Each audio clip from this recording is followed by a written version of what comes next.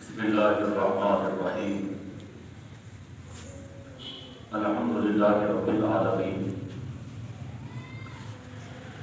والعاقبۃ للمتقین والصلاة والسلام علی اشرف الانبیاء والمرسلین وعلی آلہ واصحابہ اجمعین۔ قال اللہ تبارک و تعالی فی الکلام المجید والفرقان الحمید یا ایھا الذین آمنوا استعینوا بالصبر والصلاۃ ان اللہ مع الصابرین۔ آمنت باللہ صدق اللہ مولانا العظیم وصدق رسولہ النبی الکریم الامین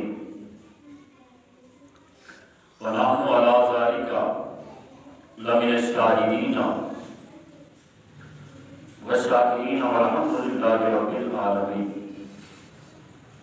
ان اللہ وملائکتہ یصلون علی النبی یا ایھا الذین آمنوا صلوا علیہ وسلموا تسلیما۔ اللہم صل علی سیدنا ومولانا محمد وعلی آل سیدنا ومولانا محمد وبارک وسلم وصلوا علیہ۔ الصلاۃ والسلام علیک یا سیدی یا رسول اللہ وعلی آلک واصحابک یا سیدی یا حبیب اللہ۔ الصلاۃ والسلام علیک یا رحمۃ للعالمین وعلی آلک واصحابک یا سیدی یا رحمۃ للعالمین۔ آپ کی وقت اللہ تبارک و تعالیٰ کا کروڑ فضل، اس کی رحمت، اس کی توفیق سے آج ہم سب جمعۃ المبارک کے ان پاکیزہ حضور اللمات میں شریک ہے۔ خالق کائنات ہم سب کی حاضری کو اپنی بلند بارگاہ میں قبول و منظور فرمائے۔ رب العالمین کی طرف سے ہمارے پاس جتنی بھی نعمتیں ہیں، ظاہری نعمتیں ہیں، تب بھی اس رب کا بڑا ہی شکر ہے۔ اگر باطنی نعمتیں ہیں تب بھی اس رب کا بڑا ہی شکر ہے۔ پچھلے جمعۃ المبارک پر چند ایک باتیں میں نے آپ حضرات کے سامنے شکر کے حوالے سے بیان کی تھی، کیونکہ اللہ رب العزت قرآن مجید قرآن رشید میں ارشاد فرماتا ہے لئن شکرتم لأزیدنکم، اگر تم شکر کرو گے لأزیدنکم تو میں تمہارے پاس جو میری نعمتیں ہیں اس میں اور اضافہ کر دوں گا۔ شکر ایسا وظیفہ ہے جس کی وجہ سے بندہ اللہ کی رحمت کے قریب ہوتا ہے۔ شکر ایسا وظیفہ ہے اس کی وجہ سے مومن کے پاس نعمتیں کے اندر اور اضافہ ہوتا رہتا ہے۔ شکر ایسا وظیفہ ہے جو مومن کے درجے کو بلند کرتا ہے۔ ہر حالت میں اللہ کا شکر جو آدمی ادا کرتا ہے تو اللہ رب العزت اس بندے کو کبھی بھی عذاب میں مبتلا نہیں فرمائے گا۔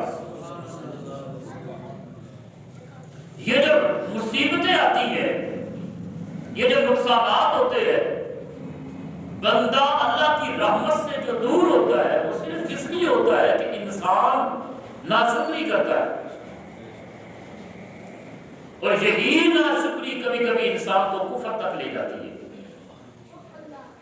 اللہ رب العزت قرآن مجید قرآن رشید میں ارشاد فرماتا ہے ما یفعل اللہ بعذابکم، کیسے پیارے الفاظ ہیں۔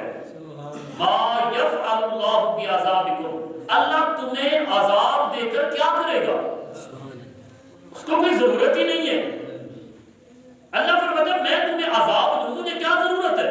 میری کوئی خواہش نہیں، نہ میری ضرورت ہے تمہیں عذاب دینا۔ ما یفعل اللہ بعذابکم ان شکرتم وآمنتم، اگر تم شکر گزار بندے بن جاؤ اور کامل مومن بن جاؤ۔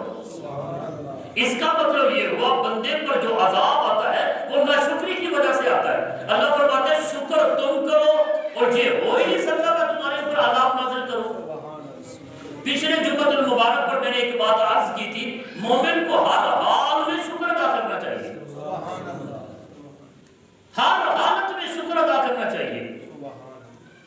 اگر آپ پر کوئی مصیبت نازل ہوئی ہے تب بھی آپ اللہ کا شکر کریں۔ اگر آپ پر کوئی مصیبت نازل ہوئی ہے تب اللہ کا شکر ادا کریں، کیونکہ اس نے ہمیں مصیبت میں مبتلا کیا ہے، معصیت میں مبتلا، گناہ تو نہیں کیا نا۔ یہی سبق ہمارے بزرگوں کا تھا کہ ہر حالت میں اللہ کا شکر کرنا چاہیے، جس حال میں بھی ہے اسی حال میں واجب ہے کہ انسان اللہ کا شکر کرے۔ تو جب شیخ کی یہ تعلیم تھی، ایک مرید گھر گیا، اسی رات اس کی چوری ہو گئی۔ جب اس کی چوری ہوئی، سامان چور لے گئے۔ اب وہ آپ کی بارگاہ میں حاضر ہوا کہ آپ نے فرمایا تھا کہ اللہ کا شکر کرے ہر حالت میں، اب چور آیا ہے، سامان لے گیا ہے، آپ بھی شکر کرو۔ فرمایا آپ بھی شکر کرو، اب بھی اللہ کا شکر کرو کہ چور آیا ہے، سامان لے گیا ہے۔ شکر اس بات کا کرو شیطان آیا ہے، ایمان تو نہیں لے گیا۔ یہ تو بچ گیا نا کہ شیطان نہیں آیا۔ اگر شیطان آ جاتا وہ تو تمہارا ایمان لے جاتا، سامان چلا گیا ہے، ایمان تو بچ گیا ہے نا۔ اس حالت میں اللہ کا شکر، اللہ نے ہمیں انسان بنایا، یہ اس کا شکر ہے، اس کا کرم ہے، یہ اس کا فضل ہے۔ اچھا دنیا میں اور بھی انسان ہے، جب دنیا میں پیدا ہوتے ہیں، اس دنیا میں آنکھ کھولتے ہیں، کسی کا کان نہیں، کسی کی ناک نہیں، کسی کی آنکھ نہیں، کوئی لنگڑا ہے، کوئی کانا ہے، کوئی ٹنڈا ہے، جسم کے اعضاء ٹھیک نہیں ہے، اس رب کا کرم ہے، انسان بھی بنایا ہے اور مکمل انسان بنایا ہے۔ یہ الگ بات ہے، کوئی باطنی گناہوں کی نحوست ہو اگر ہو، لیکن ظاہر تو ہمارا پاکیزہ ہے نا، بالکل بالکل بے عیب ہے ظاہر۔ اس رب کا شکر ہے، پھر اس نے انسان بنا کر، کچھ ایسے انسان بھی ہیں جو گلی گلی کی ٹھوکریں کھاتے ہیں، بچے پتھر مارتے ہیں، مجنون اور پاگل اور دیوانہ کہتے ہیں۔ اس رب کا شکر ہے، اس نے ہمیں عقل کی دولت عطا فرمائی ہے، اس نے ہمیں عقل و شعور عطا فرمایا ہے، اس نے ہمیں فہم و فراست عطا کیا ہے۔ اس رب کا بڑا ہی شکر ہے۔ آپ جانوروں کو دیکھیں، وہ بھی تو اللہ کی مخلوق ہے، جانور بھی تو اللہ کی مخلوق ہے، لیکن اللہ نے ان کو عقل و شعور کی دولت نہیں عطا فرمائی۔ ہمیں انسان بنایا، کامل انسان بنایا، فہم و فراست والا انسان بنایا، اور سب سے بڑھ کر یہ ہے کہ اپنے نبی کا غلام بنایا، اپنے حضور جناب محمد رسول اللہ صلی اللہ علیہ وسلم کا غلام بنایا۔ اس لیے ہم کہتے ہیں شاہوں سے ملا ہے نہ تونگر سے ملا ہے، اللہ کا عرفان اسی در سے ملا ہے۔ اوروں کو ملا ہے تو مقدر سے ملا ہے، مجھ کو تو مقدر بھی تیرے در سے ملا ہے۔ یہ اللہ کا شکر ہے۔ اور دوسری بات یہ ہے کہ آج جو میں چند ایک باتیں آپ حضرات کے سامنے صبر کے حوالے سے بھی بیان کرتا ہوں۔ مومن گھاٹے میں نہیں ہے۔ ایک بڑی پیاری حدیث آپ ابتدائی سے ذہن میں رکھیں، حضور ارشاد فرماتے ہیں، مزہ آ جاتا ہے۔ آقا کریم ارشاد فرماتے ہیں کہ المؤمن کلہ خیر، مومن سارا کا سارا خیر ہے، مومن کے پاس بھلائیاں ہی بھلائیاں ہیں۔ حضور وہ کیسے؟ فرمایا مومن ایسا بندہ ہے اللہ کا، یہ گھاٹے میں ہے ہی نہیں۔ وہ کیسے؟ اللہ فرماتا ہے حدیث قدسی ہے، بیان کرنے والے حضور ہے، فرمایا مومن پر کو میں خوشی بھی دیتا ہوں، مومن کو غم بھی دیتا ہوں. بے مومن کو خوشی بھی ملتی ہے اور مومن کو غم بھی ملتا ہے، یا خوشی یا غم. اب مومن سارا کا سارا بھلائی کیسے ہے، خیر پر کیسے ہے؟ مومن کو جب اللہ تعالیٰ خوشی عطا فرماتا ہے، خوشی میں آ کر وہ شکر کرتا ہے، اللہ شکر پر بھی اجر عطا فرماتا ہے. جب اللہ مومن کو خوشی دے گا تو خوشی میں آ کر وہ شکر کرے گا یا نہیں؟ جب وہ شکر کرے گا تو اللہ تعالیٰ شکر پر اجر عطا فرمائے گا. اور جب مومن کو کسی غم میں مبتلا کرے گا، مصیبت میں مبتلا کرے گا، تو مومن کرے گا صبر، اور اللہ صبر پر بھی اس کے لیے جنت کو واجب کر دے گا. خوشی اللہ تعالیٰ دیتا ہے مومن کو، تب بھی سودا نفع کا ہے. مومن دو امتحان دیتا ہے، ایک خوشی کا ایک غمی کا. اگر دونوں امتحان پاس کر لے، خوشی دے اللہ تعالیٰ تو مومن سر سجدے میں رکھ کر اللہ کا شکر کرے، اللہ شکر کے بدلے جنت عطا فرما دے گا. مومن کو غم یا مصیبت اگر اللہ تعالیٰ دیتا ہے تو اب اس کا حق یہ ہے کہ اس کے اوپر صبر کرے، تو اللہ تعالیٰ صبر پر بھی اس کو اجر عطا فرمائے گا. تو یہ سودا تو گھاٹے والا ہے ہی نہیں. منافع کا سودا ہے یا نہیں ہے؟ اچھا میں ایک بات آپ اللہ سے پوچھتا ہوں، اللہ رب العزت مومن کو خوشی بھی دے کر آزماتا ہے، آزمائش ہے یہ بھی. اب آپ توجہ فرمانا، یہ آزمائش ہے، خوشی دے کر آزماتا ہے کہ بندہ شکر کرتا ہے یا نہیں. تو بندے کو کیا کرنا چاہیے؟ شکر کرنا چاہیے. اللہ تعالیٰ غم دے کر بندے کو آزماتا ہے کہ صبر کرتا ہے یا نہیں. یہ دو پیپر ہے. ایک پیپر یہ ہے خوشی کا، وہ کیسے؟ جب انسان اپنے نوجوان بیٹے کا دولہا بنتا ہوا دیکھتا ہے تو خوشی ہوتی ہے یا نہیں؟ یہ خوشی ہے.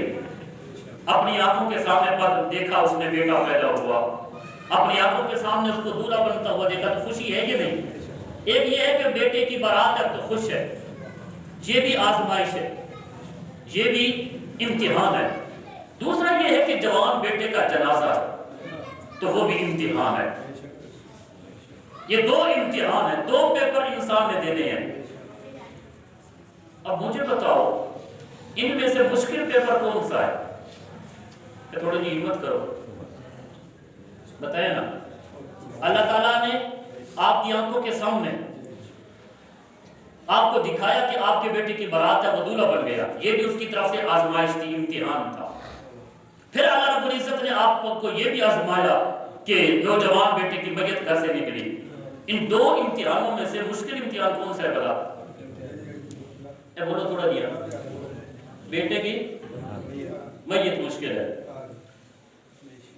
مجھے پتا تھا آپ نے یہی کہنا ہے، لیکن یاد رکھیے یہ بات میری، ان میں سے جو مشکل پیپر ہے نا وہ یہ ہے کہ جب انسان خوشی میں ہوتا ہے، یہ پیپر مشکل ہے.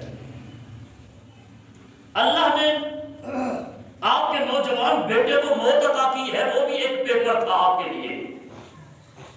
آپ اپنی آنکھوں کے سامنے اپنے نوجوان بیٹے کی بارات لے کر جا رہے، یہ بھی اللہ تعالیٰ کی آزمائش ہے. لیکن ان میں جو مشکل پیپر ہے وہ یہ ہے جب آپ کے بیٹے کی شادی تھی. وہ کیسے؟ اس کی وجہ یہ ہے جب آپ کے بیٹے کے جسم سے روح نکلی، جوان بیٹا تھا، صدمہ ہوا، تکلیف ہوئی، اللہ کی طرف سے ایک آزمائش ہوئی. لیکن آپ کو جب دیکھا گیا، جو بھی بندہ آ کر آپ کو کہتا ہے اللہ کی مرضی، اب وہ دوسرے آدم بے نیاز. یہ جو آپ لفظ کہہ رہے ہیں بے نیاز، گویا آپ صبر کا مظاہرہ کر رہے ہیں اور آپ بدلے میں کہہ رہے ہیں انا للہ و انا الیہ راجعون. یہ آپ کی زبان پر تھا. پیپر کچھ حل ہو گیا. اچھا پھر آپ نے کیا کیا؟ مزید پیپر کو حل کرنے کی کوشش کی کہ طلباء کو بلاؤ، گھر میں قرآن مجید کا ختم ہو. 5 سال ہو گئے آپ کے گھر میں قرآن مجید نہیں پڑھا گیا تھا. سال ہو گیا قرآن مجید الماری میں تھا، پلٹ کر کسی نے اٹھایا ہی نہیں۔ چلو جوان بیٹا مرا ہے، چلو اس کی برکت سے قرآن تو گھر میں آ گیا، قرآن مجید کا ختم تو ہوا نا۔ کوئی قرآن مجید کے ساتھ تلاوت کے ذریعے کوئی تو رشتہ ہوا کہ نہیں ہوا؟ یہ تھوڑا سا پیپر کو حل کرنے کی ہم نے کوشش کی، حتیٰ کہ پھر ہم نے کیا کیا، ہمارا جو من تھا وہ نہیں بھرا، لہٰذا تلاوت قرآن مجید کے ساتھ ساتھ اب نعت بھی ہونی چاہیے۔ آپ نے وہاں نعتیں بھی پڑھوائی، آپ نے نیک علماء اولیاء کو بلایا، آپ نے اس محفل میں بیان بھی کروایا۔ اس کا مطلب کچھ پیپر کو حل کرنے کی آپ نے کوشش کی، کچھ حل کر گئے، حتیٰ کہ آپ اتنے بڑے مسلمان بنے۔ ایک ہوتا ہے فرض، ایک ہوتا ہے واجب، ایک ہوتا ہے مستحب۔ آپ اتنے بڑے مسلمان بن گئے، آپ نے مستحب کو بھی نہیں چھوڑ رہے۔ غمی کے موقع پر وہ کیسے؟ یاد رکھو، میت کو کفن دینا سفید لباس میں مستحب کام ہے۔ کیا ہے برا؟ سفید لباس میں۔ حضور ارشاد فرماتے ہیں مومن کو سفید لباس کے ساتھ اس کو رنگا جائے، اپنی مساجد کو بھی سفیدی کے ساتھ مزین کرو۔ سفید لباس حضور کو پسند تھا، اس لیے مستحب یہ ہے کہ کفن بھی سفید ہو، ضروری نہیں ہے۔ اگر کوئی آدمی دنیا میں بلیک لباس پہنتا ہے، کالا سوٹ پہنتا ہے، اب اس کے کو محبت ہی بلیک سوٹ کے ساتھ ہے، کالے سوٹ کے ساتھ ہے، اب وہ کہتا ہے کہ جب میں مروں تو مجھے جو کفن ہے وہ بھی کالے سوٹ میں دینا، تو کوئی حرج نہیں ہے۔ توجہ ہے کہ نہیں آپ بتا؟ کوئی حرج نہیں ہے۔ اگر کوئی کہے کہ یہ جو رنگ ہے فلاں کلر، یہ میرے پیر کو بڑا پسند تھا، ان کی دربار کا یہ رنگ ہے، لہٰذا میری خواہش یہ ہے کہ جب میں مروں تو وہی رنگ، اسی رنگ کا کپڑا لے کر مجھے کفن دیا جائے، تو کفن کسی بھی رنگ کا دیا جا سکتا ہے، کوئی ضروری نہیں ہے، کوئی فرض واجب نہیں ہے کہ سفید لباس میں کفن دیا جائے۔ میری 30-32 سال عمر ہو گئی ہے، میں نے آج تک کسی میت کو نہیں دیکھا کہ سفید لباس کے علاوہ کوئی اور کفن ہو۔ اگر آپ میں سے کسی نے دیکھا ہے تو بتاؤ۔ حالانکہ مستحب تھا، کرو ٹھیک ہے، نہ کرو تو کوئی حرج نہیں ہے۔ غمی کے موقع کے اوپر ہم اتنے باکردار مسلمان بن گئے کہ مستحب کام کو بھی چھوڑنے کے لیے تیار نہیں ہے۔ نہیں جی سفید لباس میں ہو سکتا ہے، سفید لباس میں کفن نہ دو، ٹھیک ہے، ضروری کوئی نہیں، مگر حضور کو پسند تو تھا نا۔ تو جب حضور کو سفید لباس پسند ہے، اس لیے میت کو قبر میں اتارتے ہوئے اس رنگ کے ساتھ اس کو مزین کیا جائے گا جو حضور کو پسند ہے۔ تو غمی کے پیپر کو ہم اتنا حل کرنے کی کوشش کی، کچھ نہ کچھ حل کر کے کامیاب ہو گئے۔ غم کے موقع پر مستحب کو بھی نہیں چھوڑا، خوشی کے موقع پر فرائض کی دھجیاں اڑائی ہم نے۔ اب اس قدر جب خوشی ملتی ہے، اب ہم اس قدر گر گئے ہیں کہ غمی کے موقع پر مستحب کو بھی نہیں چھوڑ رہے تھے، لیکن جب آئی خوشی کی باری، ساری رات گھر کے اوپر پورے محلے میں گانے کی آواز چلتی رہی۔ اس وقت تیرے اندر کیا اسلام نہیں تھا؟ جب پورا محلہ پریشان ہوتا رہا، ٹھیک ہے، جو کچھ آپ نے خلاف شریعت کام کرنا تھا آپ کے گھر میں، چلو ایک تو یہ ہے، اپنا تو کرنا ہی نہیں چاہیے، کوئی آپ نے بھنگڑا ڈالنا ہی تھا تو بند کمرے میں جڑا کچھ بندہ ہے تو کرے۔ پورے محلے کو اپنے گناہ کے اوپر آپ جو ہے وہ گواہ بنا رہے ہیں کہ ہم یہ کام کرتے ہیں۔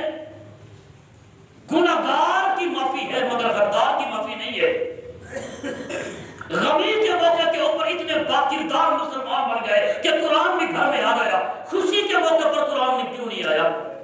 ابھی تو حق بنتا تھا ختم ہوتا۔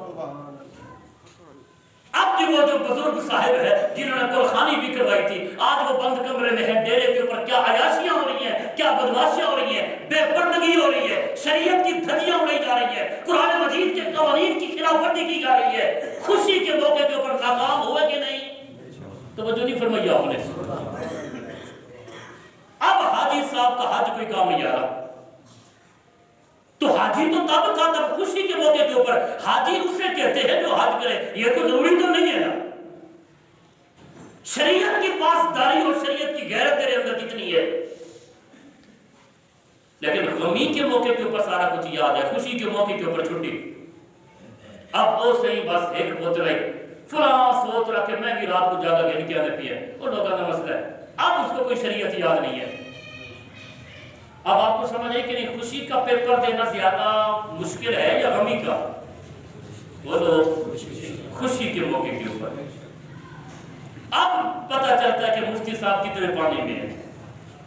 اب پتہ چلتا ہے کہ مولانا صاحب کے اندر شریعت کتنی ہے. یہ بھی اسی دوسرے دنیا داروں کی طرح ان کی زندگی ہے، یا سٹیج پر بات اور ہے تو دیگر معاملات میں بات اور ہے.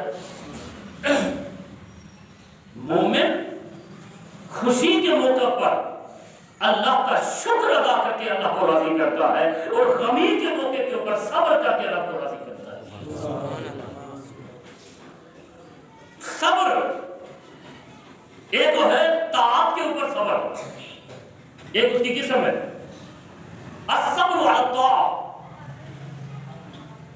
طاعت کے اوپر صبر، نیکیوں کے اوپر صبر. وہ کیسے؟ گرمیوں کا روزہ ہے، جون کا مہینہ ہے، سخت پیاس لگی ہے مگر روزہ رکھنا ہے. اس کو کہتے ہیں طاعت کے اوپر ہم صبر کر رہے ہیں، روزہ حالت میں ہم نے رکھنا ہے. یہ طاعت پر صبر ہے.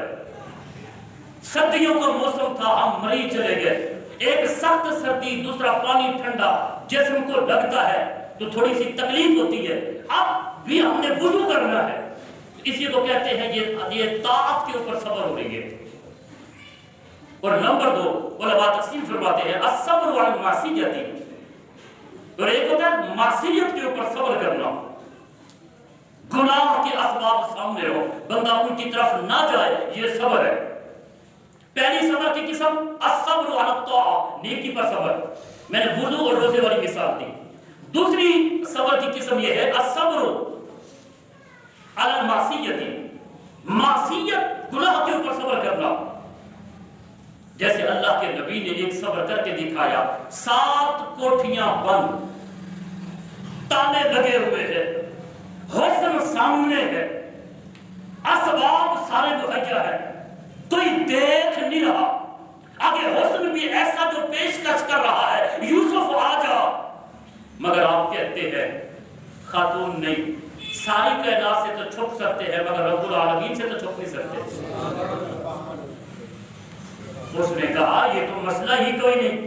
فٹافٹ اس نے جو اپنا وہ خدا تھا پتھر کا، اس کے اوپر کپڑا رکھ دیا، کہا آ جا. اب تو رب بھی چھپ گیا ہے، اب کوئی دیکھنے والا نہیں. فرمایا تو بھولی ہے، تیرا خدا ہے جو چھپ گیا ہے، یوسف کا خدا تو بند کوٹھریوں میں بھی دیکھتا ہے. یہ ہے الصبر علی المعصیت. اور صبر کی تیسری قسم یہ ہے الصبر علی البلاء، مصیبت پر صبر کرنا. ایک اللہ کی طرف سے مصیبت آتی ہے، اور ایک ادھر یہ ہے کہ بندے کی طرف. اللہ کی طرف سے جو مصیبت آتی ہے وہ بندہ صبر کر ہی لیتا ہے. بیٹا فوت ہو گیا، مصیبت آئی، بندہ صبر کر لیتا ہے کیونکہ اس کے علاوہ کوئی چارہ ہی نہیں ہے. توجہ ہے کہ نہیں؟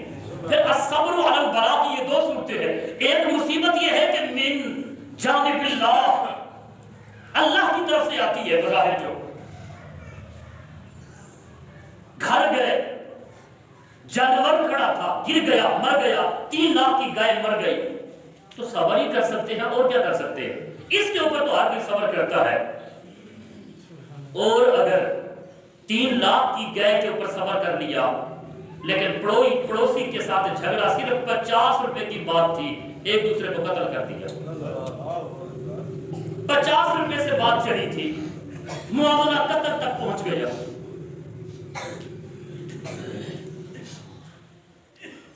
جو مصیبت من جانب المخلوق من جانب العبد ہوتی ہے، اسی کے اوپر صبر کرنا یہ کمال ہے.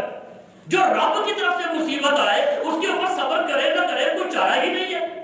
وہ تو ہمیں ہر حالت میں خاموش ہونا ہی ہونا ہے.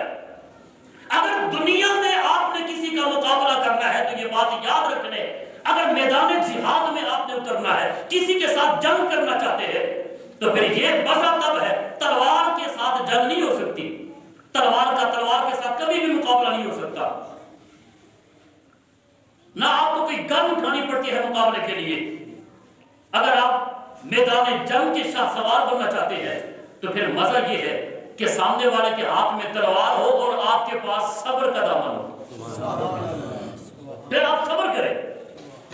یہی وجہ ہے کہ واقعہ جو کربلا ہوا تھا وہاں تلوار کے ساتھ تلوار کی جنگ نہیں تھی۔ کربلا میں تلوار کے مقابلہ تلوار سے نہیں تھا، کربلا میں تلوار کا مقابلہ صبر کے ساتھ تھا۔ تلوار کے مقابلے میں صبر تھا، ظلم کے مقابلے میں استقامت تھی، بے شرمی کے مقابلے میں شرم و حیا تھا۔ ہم کیا کہتے ہیں کہ اگر وہ میرے کو چھیڑے، اگر وہ سیرے تو میں سوا سیرا اور میں وہ کچھ ایسا کہ میں چیز کیڑیاں، اس کا مطلب یہ ہوا تو بزدل انسان ہے۔ اچھا قرآن مجید نے اتنی بھی اجازت کچھ نہ کچھ دی ہے۔ قرآن مجید کی ایک آیت کریمہ ہے وَإِنْ عَاقَبْتُمْ بِمِثْلِ مَا عُوقِبْتُمْ بِهِ، اگر کسی نے آپ کے اوپر ہاتھ اٹھایا ہے، آپ کو سزا دی ہے، تم بِمِثْلِ مَا عُوقِبْتُمْ بِهِ، آپ بھی اس کی مثل سزا دے سکتے ہیں۔ آپ کو کسی نے تھپڑ مارا، وَإِنْ عَاقَبْتُمْ، اگر آپ نے حوصلہ نہیں ہے، گنہگار نہیں ہوگی، بِمِثْلِ مَا عُوقِبْتُمْ بِهِ، آپ بھی بدلے میں اس کو تھپڑ مار دیں تاکہ توازن برقرار رہے، کائنات کا نظام گڑبڑ نہ ہو۔ وَإِنْ عَاقَبْتُمْ بِمِثْلِ مَا عُوقِبْتُمْ بِهِ، یعنی اگر کوئی کہتا ہے کہ میں سیر ہوں تو آپ نے کیا کہنا ہے؟ میں بھی سیر ہوں، سوا سیر نہیں۔ یہ قرآن مجید کے مثل کا معنی میں کر رہا ہوں، توجہ ہے کہ نہیں آپ کو ذرا کی، تاکہ محاورے کے ذریعے میں قرآن مجید کا ترجمہ آپ کو، اگر کوئی کہتا ہے میں سیر ہوں تو آپ کہیں میں بھی پھر سیر ہوں۔ وَإِنْ عَاقَبْتُمْ بِمِثْلِ مَا عُوقِبْتُمْ بِهِ، اگر کسی نے تھپڑ مارا بدلے میں آپ تھپڑ مارے، کوئی گناہ نہیں ہے، لیکن اللہ فرماتا ہے یہ تو تھی تیری جزا انسانیت کے لحاظ سے۔ اگر ہم سے پوچھے وَلَئِن صَبَرْتُمْ، توجہ فرمائیں، وَلَئِن صَبَرْتُمْ، لیکن اگر تو نے تھپڑ کے مقابلے میں تھپڑ نہیں مارا، تو نے صبر کر لیا، اللہ فرماتا ہے پھر میرے پاس آ، اس کی جزا میں تمہیں خود ہی دوں گا۔ یہ بہترین اس کا انتقام ہے۔ اللہ کے کتنے نبی ہیں جنہوں نے ہر حالت میں صبر کیا اور اللہ کا شکر کیا۔ جناب حضرت یونس علیہ السلام اللہ کے نبی ہے، جناب جبریل تشریف لائے، جناب یونس علیہ السلام جناب جبریل سے کہنے لگے اے جبریل، اس دھرتی پر کوئی ایسا بندہ ہے جس سے اللہ رب العزت بہت زیادہ پیار فرماتا ہے؟ یہ کون کہہ رہے ہیں؟ جناب حضرت یونس علیہ السلام۔ اس دھرتی پر کوئی ایسا بندہ ہے جس سے اللہ رب العزت بہت زیادہ پیار فرماتا ہے، میں وہ دیکھنا چاہتا ہوں، میری خواہش یہ ہے اس کی زیارت کرو۔ اللہ اکبر۔ جناب جبریل کہنے لگے آؤ پھر میرے ساتھ، جنگل میں لے گئے، اللہ کی رضا صبر، اسی کے اوپر میں بات کر رہا ہوں، جنگل میں لے گئے، ایک درخت کے نیچے ایک انسانی گوشت پڑا ہے، ایک بندہ، دو ٹانگیں نہیں، دو ہاتھ نہیں، آنکھوں سے نابینا، کانوں سے بہرا۔ فرمایا یونس یہی وہ بندہ ہے جس سے اللہ رب العزت محبت فرماتا ہے۔ فرمایا یہ بندہ نہ قیام پر قادر ہے، چلو عبادت کر رہا ہوتا تو بات سمجھ میں آتی، سجدے میں ہوتا تو بات سمجھ میں آتی، نہ قیام پر قادر ہے، نہ رکوع پر قادر ہے، نہ سجدے پر قادر ہے، نہ کسی شے کو دیکھ سکتا ہے، یہ وہ بندہ ہے، اس کو یہ مقام کیسے ملا؟ جناب جبریل کہنے لگے میں بتاؤں گا، پھر پتہ چلے، آپ خود بھی تھوڑا توجہ کریں، تھوڑا اس کے قریب جائے، اس کے تھوڑے تھوڑے ہونٹ ہل رہے ہیں کہ نہیں؟ فرمایا ہل رہے ہیں۔ فرمایا اے یونس جاؤ اپنے کام لگاؤ اس کے ہونٹوں کے ساتھ، سنو یہ بندہ کہتا کیا ہے، اس کے لبوں پہ جملہ کون سا ہے؟ اللہ اکبر۔ جناب یونس علیہ السلام جب اس کے قریب ہوئے، اس کے ہونٹ صرف ہل رہے تھے، نہ ہاتھ ہیں، نہ پاؤں ہیں، نہ آنکھیں ہیں، نہ کان سلامت ہے۔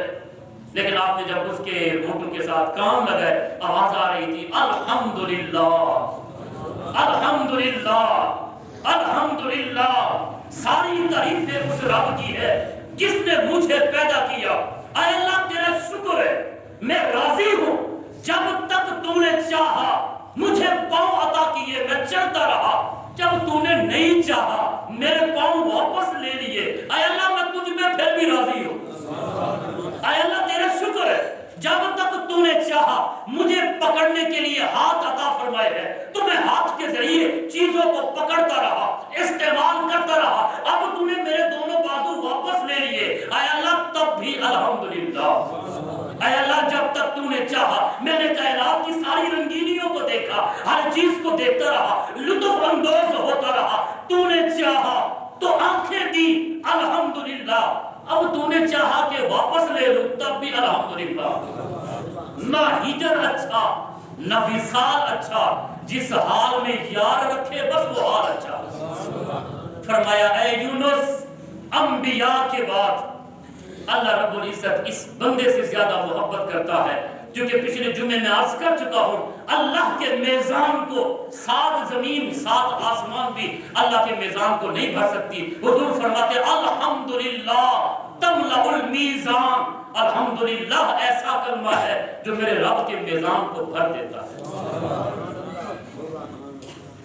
اس کا شکر ہے الحمدللہ۔ حضرت ایوب علیہ السلام، اللہ کے جتنا درجہ جس کا زیادہ بلند ہوتا ہے اس کی آزمائش بھی اتنی زیادہ ہوتی ہے۔ صبر ایوب کو دیکھیں، ایوب علیہ السلام پورے جسم کے اوپر آپ پر اللہ کی آزمائش میں مبتلا ہو گئے۔ جب اللہ کی آزمائش میں مبتلا ہوئے بیماری نے پکڑ لیا جناب ایوب علیہ السلام کو، آپ کی بیوی کہنے لگی اے ایوب آپ اللہ کے نبی ہیں، آپ اللہ سے دعا کر رہے، نبی مستجاب الدعوات ہوتا ہے، آپ اللہ کی بارگاہ میں دعا کریں اللہ تمہاری بیماری کو دور فرما دے گا۔ کیا پیارے جملے ہیں جناب ایوب علیہ السلام کے، فرمایا تو نہیں سمجھے گی۔ کہنے لگی وہ کیسے؟ کہا اللہ نے مجھے صحت کتنے سال دی ہے؟ اللہ نے مجھے صحت کتنے سال دی ہے؟ فرمانے لگی 60 سال۔ کہا جب 60 سال یار نے صحت دی گزارا ہو گیا، اب تو صرف 18 سال ہوئے بیماری کو، اب تو صرف 18 سال مجھے ہوئے کہ میں اسی آزمائش میں مبتلا ہوں، ہاں 60 سال جب بیماری کو ہو جائیں گے تب دیکھیں گے، تھوڑا توازن برقرار رہے گا۔ مجھے اللہ سے حیا آتی ہے، کیا کہے گا رب، 60 سال صحت دی ہے گزارا ہو گیا، ابھی تو 18 سال ہوئے آزمائش کو گزارا نہیں ہو رہا۔ کہا میں یہ دعا نہیں کرتا۔ اللہ کو جناب ایوب کے یہ جملے پسند آئے، فرمایا ایوب اس قدر مجھ پہ راضی ہو، اس قدر صبر، جاؤ ہمیں تمہیں اس بیماری سے نجات دیتے ہیں۔ جناب ایوب علیہ السلام ٹھیک ہو گئے۔ جب ٹھیک ہوئے نا تو ان کی بیوی اندر گئی تو جناب ایوب علیہ السلام رو رہے تھے۔ کہنے لگی آپ بیماری کی حالت میں تو نہیں روئے، اب تو صحت ہو گئی ہے، اب کیوں روتے ہو؟ جناب ایوب علیہ السلام فرمانے لگے اللہ اکبر، فرمایا بات یہ تھی مزہ بیماری میں تھا۔ مزہ کس میں تھا؟ وہ کیسے؟ کہا جب میں 18 سال بیماری میں مبتلا رہا ہوں، اس نے میرا امتحان لیا، آزمائش میں تھا، جب اندر سے تکلیف ہوتی مجھے، جسم پورا زخموں سے چھلنی ہو چکا تھا، جب مجھے درد ہوتا اللہ رب العزت آسمان سے ندا کرتا کیف حالک یا ایوب، او ایوب میرے بندے تیری حالت کیسی ہے؟ یا کیف حالک یا ایوب، ایوب تیری حالت کیسی ہے؟ اللہ اکبر۔ آج اگر کوئی شاگرد بیمار ہو، استاد اس کے گھر چلا جائے پوچھنے کے لیے، وہ کہتا ہے کہ استاد چھوڑے آپ بیماری کو، آپ آگے تو میری بیماری دور ہو گئی ہے۔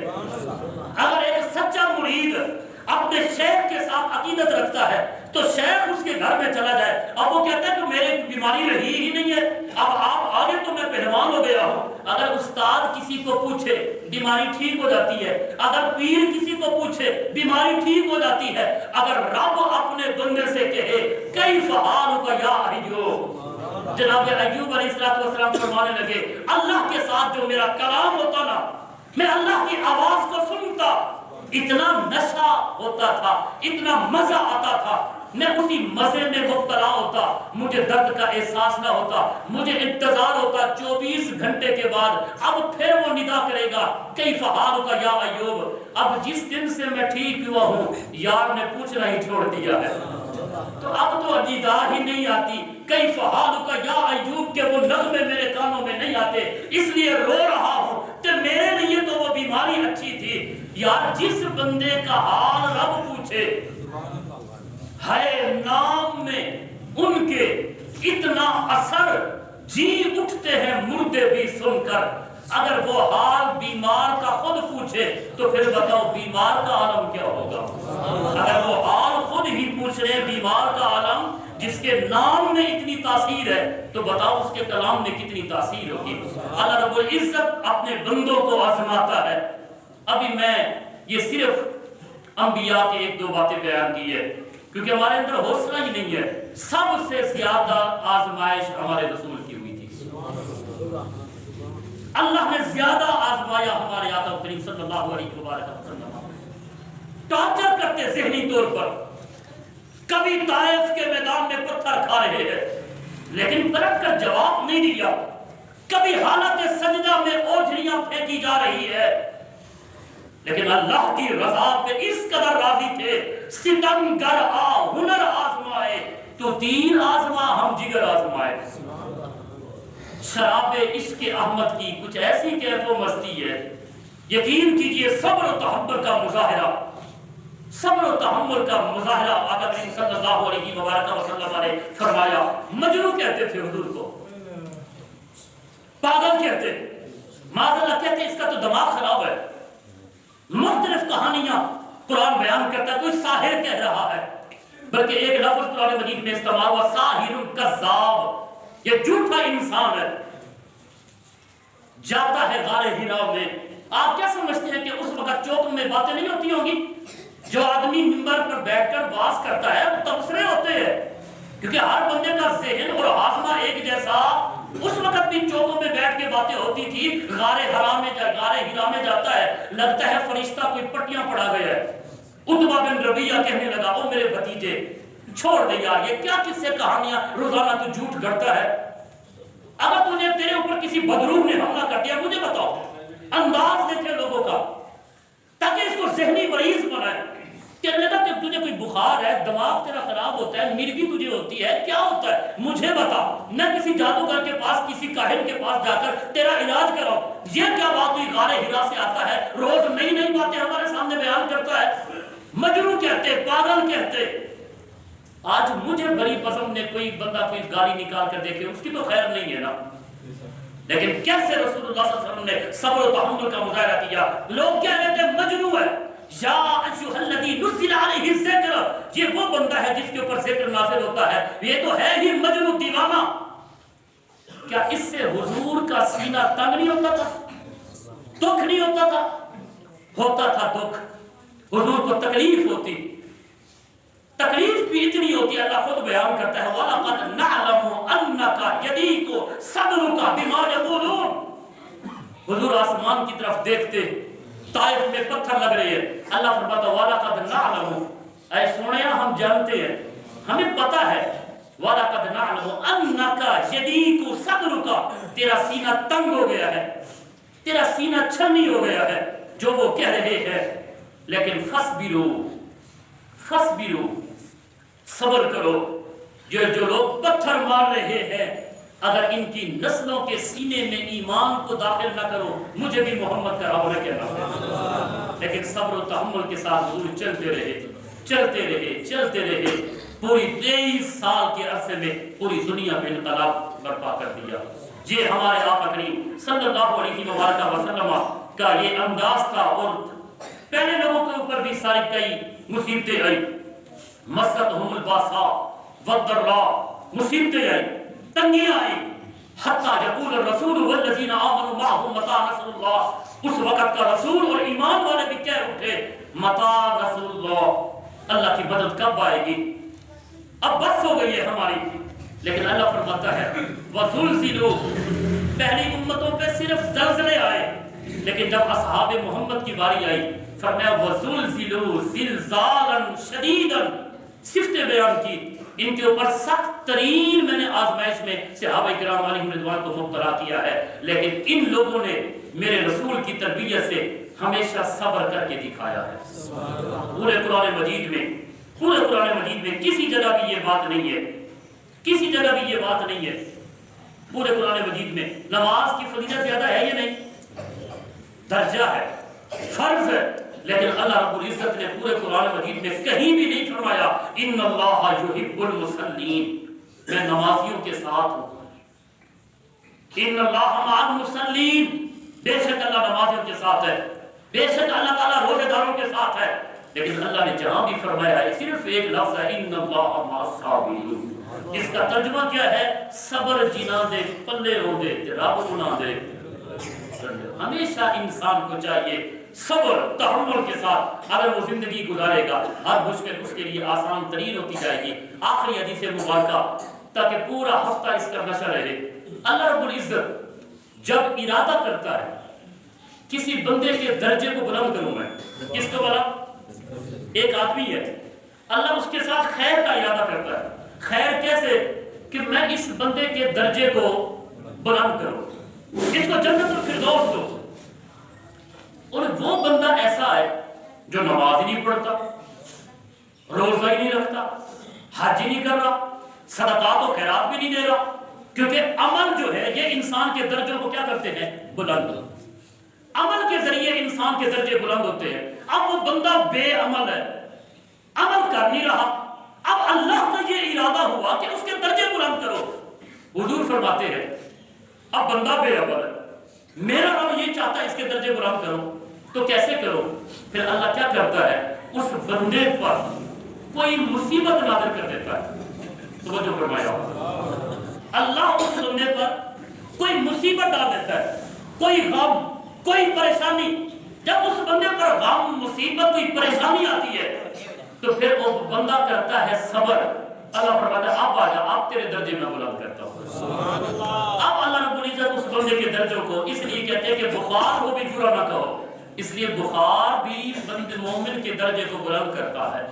المومن کلہ خیر، مومن سارا کا سارا بھلائی ہی بھلائی ہے۔ مومن کو خوشی ملے شکر کرتا ہے، شکر کے ذریعے درجے بلند۔ مومن کو غم ملے صبر کرتا ہے، صبر کے ذریعے اس کے درجے بلند۔ رب العالمین کی بارگاہ میں دعا ہے ہمیشہ ہر حال میں اللہ کا ہمیں شکر ادا کرنے کی توفیق عطا فرمائے اور صبر و تحمل کا مظاہرہ کرنے کی توفیق عطا فرمائے۔ آمین۔ وآخر دعوانا الحمدللہ رب العالمین۔